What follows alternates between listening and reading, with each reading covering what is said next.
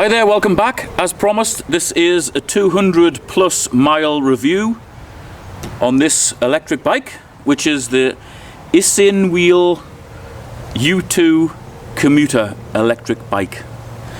I know that I got the name of ISCOOTER wrong in my initial review. Blame it on dyslexia.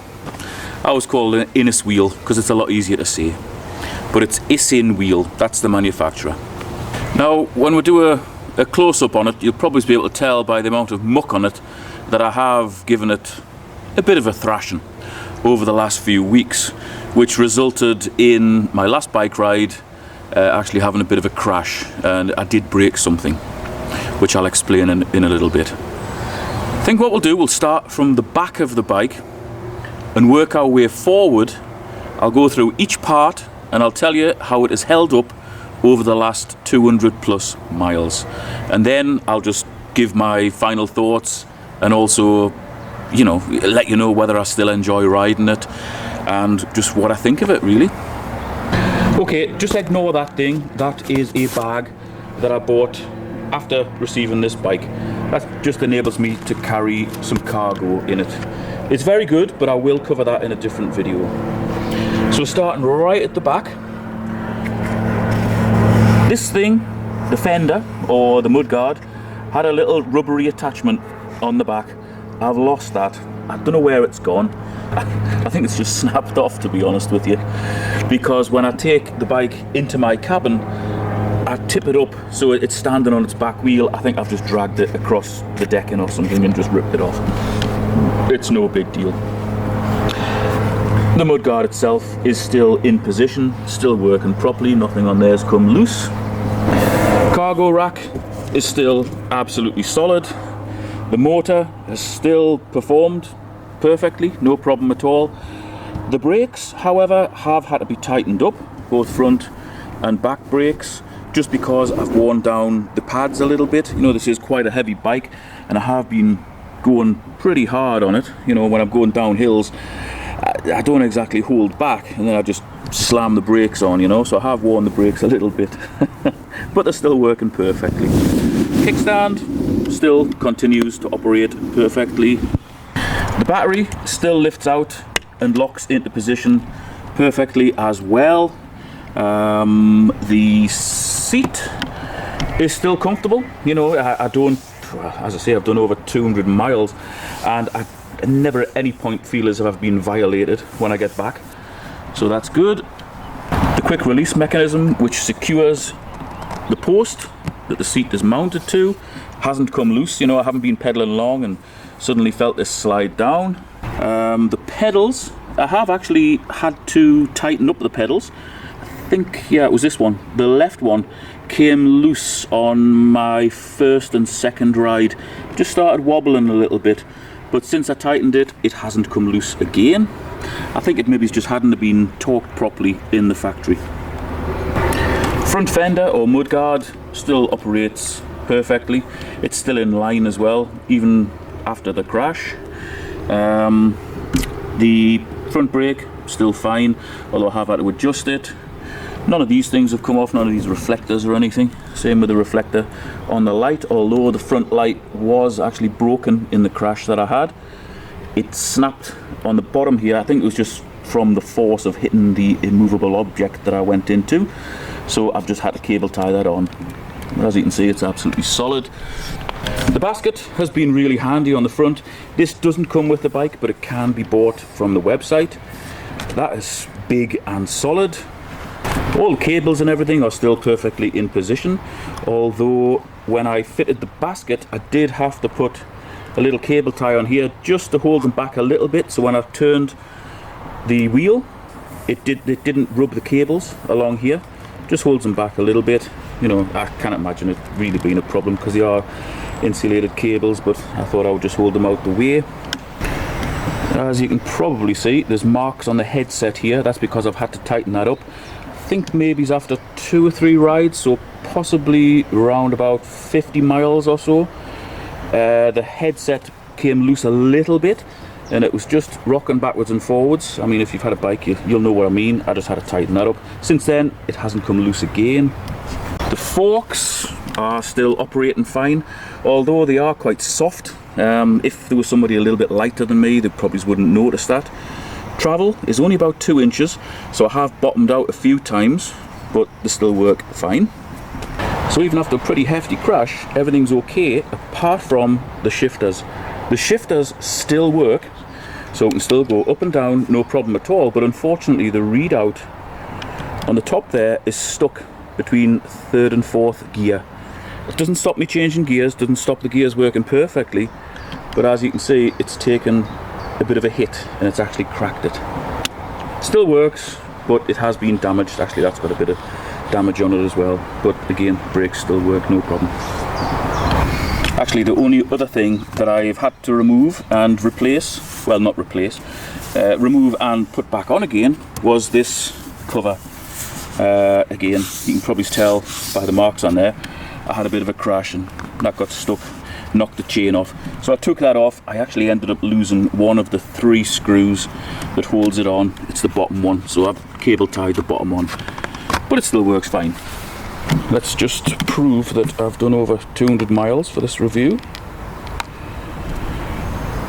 Oh, it's well over 223 miles. Bottom right of the readout there. So just to expand on what I mentioned before about crashing it on my last ride, I was going down a pretty steep gravelly bank.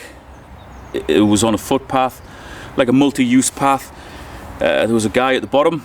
I thought he was holding the gate open for me, a little spring gate, and it turns out he wasn't. I said, thanks mate, and I just kept going full speed, 20 odd miles an hour down the hill, and he just walked off and let the gate shut. So I had nowhere to go. Smashed front end into the gate, and I've broken the ribs down my left hand side, so it'll be a few more weeks before I get back on this bike, unfortunately. But luckily I did 200 and odd miles before I had that accident. I was honestly expecting the forks or something to be bent on the bike just because of the speed that I hit the gate, but the only thing that was knackered was the light. And it just smashed off. It still works, and the horn still works. As you saw before, I just cable tied it back on. It's fine, I fixed that faster than my ribs will fix, that's for sure. Now, if you've seen the first video I did on this, you'll remember me saying that on a normal bike, no matter how good it is, you tend to only remember the difficult bits, like the climb and how hard it was to get all the way up this massive hill.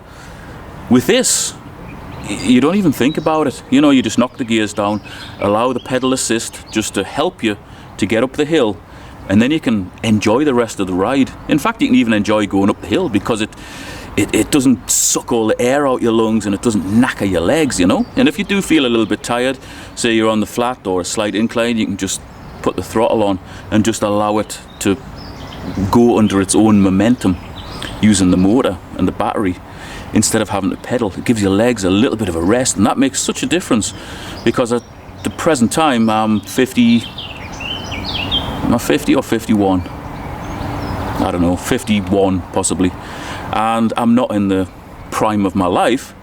So having this just to help me out, just to help me to recuperate, even if it's for 20-30 seconds until I hit the next hill, that makes such a difference, and I really appreciate how this helps me to enjoy cycling again. Obviously I enjoy going out on my mountain bike, but I tend to be on very different terrain when I'm out on that.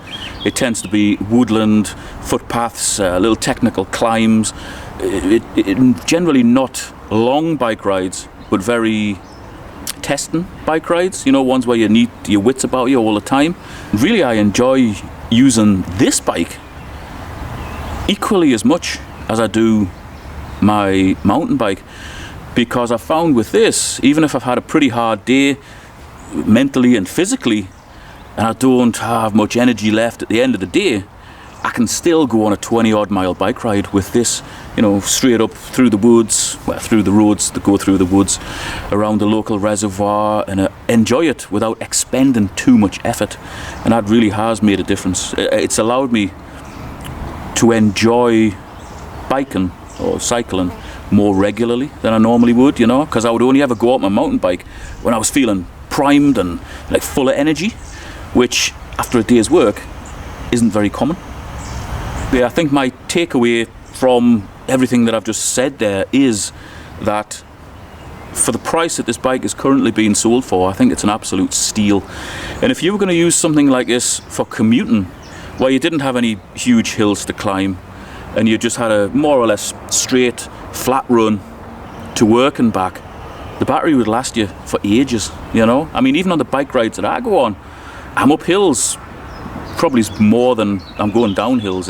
I live in the bottom of a valley, so it's up hills in both directions, you know? It's just hill, hill, hill, bit of flat and more hills, you know? And the battery still lasts well. I think the last ride I did was about 25 miles, and I still had was it two or three out of 6 of the indicators on the battery left. I think I've only done one bike ride so far where I have more or less depleted the battery.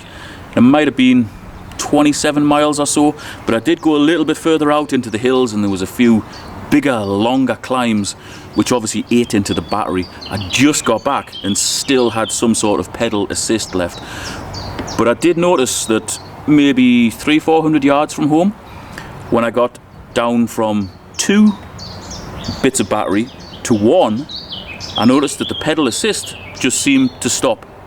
It didn't seem to propel the bike forward. So when it's reading 1, I think that's 0, if that makes any sense.